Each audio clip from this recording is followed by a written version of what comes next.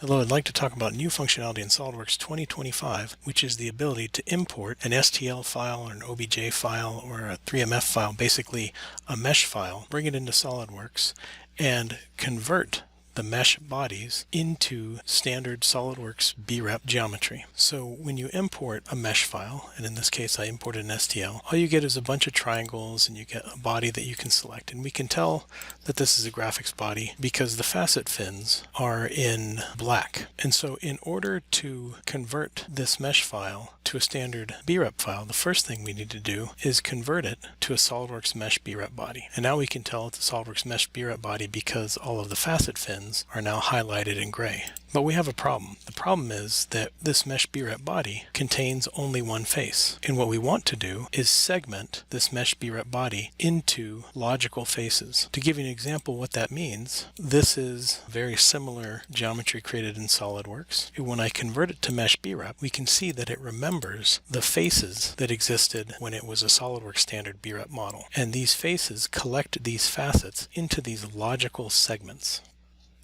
Segmentation is a feature that we've had in SOLIDWORKS for quite some time, but let's go ahead and segment this body into logical faces. So the first thing we recommend in segmenting is to use crease angle to try and catch faces that are intersected by a sharp edge. And so here we're catching that cylinder in the middle. Go ahead and press OK. And the next thing we'll do is try and recognize planar faces. We'll adjust this tolerance. There we go. And we can see that we're picking up all of those planar faces. Now you'll notice that the segmented faces are shown in green while the non-segmented faces are shown in red. There's also a special thing about these segmented faces in that this is recognized to be a cylinder and this is recognized to be a plane. So next let's see if we can pick up the cylindrical faces. So we change the tolerance, and when we do, we notice an issue.